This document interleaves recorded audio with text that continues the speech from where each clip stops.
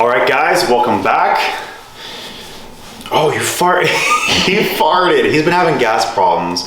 But this is Gerald. I've already introduced him to you guys, but he's my little friend. Been working on some cool stuff for the channel for this prep. Dude, the cats are crazy. So sorry.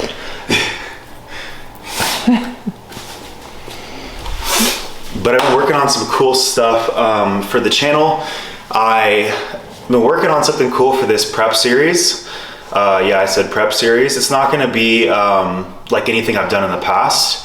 It's gonna be very professional. I'm taking this very seriously, and I wanna make sure that you guys have the best content possible, and you guys can be entertained, and you know, just kept in the loop with everything I'm doing throughout this prep. So I owe it to you guys to make sure that I bring the best content I can and vlog this whole thing and entertain you guys during the process. So just really excited to tell you guys about that. Can't really tell you what it is yet. It's pretty cool. I'm really excited. It's in the works. Enjoy this posterior leg day. I hit a little bit of glutes, hammies, and calves today and my 40. So stay tuned for that. All right, guys. So you guys loved the voiceover last time. So we're going to keep these things going. Here and there, I'll do these. Don't want to do them too much, but I definitely like these type of videos, and you guys seem to like them as well. So let's keep the train running. We're going to start with some RDLs. These are pretty standard movement for hamstrings. I do them really close together, so my feet are going to be really close together. Not a whole lot to be said on these. Make sure the back's straight. Make sure you're hip hinging. The butt is moving back. There's a slight bend in my knees. And, you know, what I'm thinking about in my head is letting my butt go back as far as I can. And then I'm not trying to tap the ground with the weight. Sometimes I do, sometimes I don't. It's not a huge deal if you do. That'd be more of like a stiff leg deadlift. We're not trying to do that though. We're just trying to keep the tension on the hamstrings, and that's exactly what these videos show. I loaded it up to 3 plates here. You know, these can be considered sloppy reps, I guess, but the weight, it didn't feel like anything, so we kept going up, and it was just kind of to feel the weight and then move up and get some blood flow in there. So notice my back is straight the entire time. I am hinging at the hips, butt is moving back. Could I have controlled this a little bit more now that I'm looking at it? Absolutely. However, I know when I'm going to injure myself, and this is nowhere near likely injury, so I'm not worried about it at all. I used to RDL like 5 1/4 plates, so this is really not that much for me. So slowly working my way back into these. Actually, I actually stopped doing these for a while because I was trying to build my back, and there was a lot of, you know, lower back fatigue that came along with these, especially when you load the weight. This is my top set. I hit 4 plates for like, let's count them, 3, 4, 5. Notice how I'm not locking out all the way. That's because I want to keep the tension in my hamstrings and glutes, in my glute tie-ins.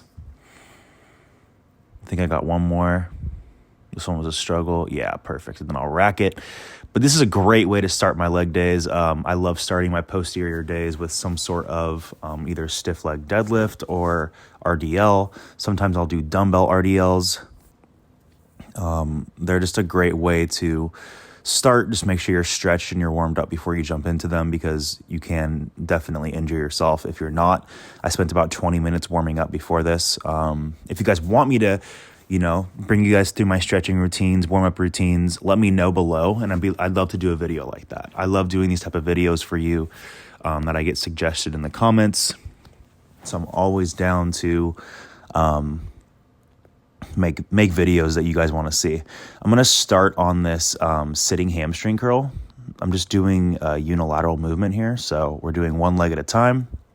And then I work into my bilateral movement, kind of fidgeting to find the right spot. I have a really hard time with these, but they are amazing for growing the hamstrings. I like these a lot more than lying hamstrings in terms of growth.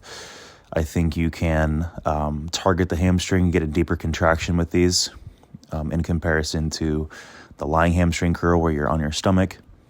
There's also a lot less pressure on your knee if you're doing them right. I like to push myself back into the seat, making sure my butt fits into that 90-degree angle from the back of the seat and the bottom of the seat, and just kind of mold to the chair and push myself away. That way I'm locked into place, and the only thing that's moving is my legs, and my hamstrings are the only things that are being contracted, besides my triceps, pushing myself back into the seat. But this is going to be my top set here. I actually backed off weight for the top set because I didn't really feel it in my hamstrings because I was so busy trying to lock myself in the set before this.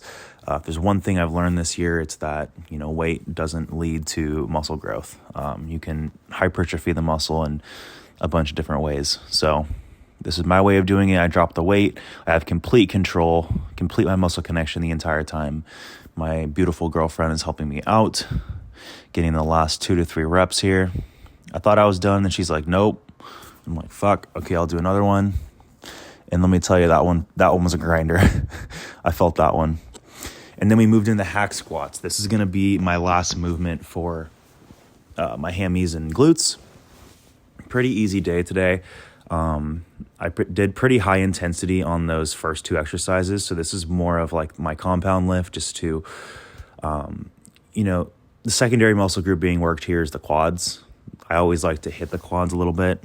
However, if you see my stance here, I started off like a little bit higher than in the middle of the platform, and then I moved up to the top of the platform for my my second working set and my top set, because I wanted to slowly work my way into targeting just glutes and hamstrings as much as I could. This was a little more quad dominant, this set right here.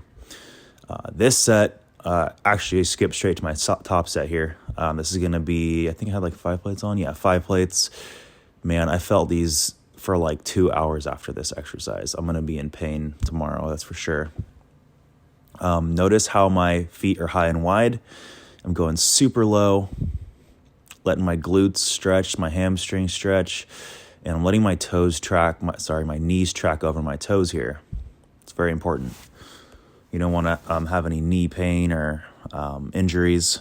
So make sure you're using a weight that you can control. This is a weight that I felt like I could control for 10 to 12 reps.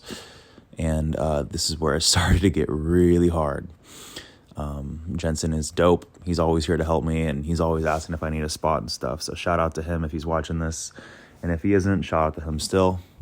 But we got these last 3 to 4 reps.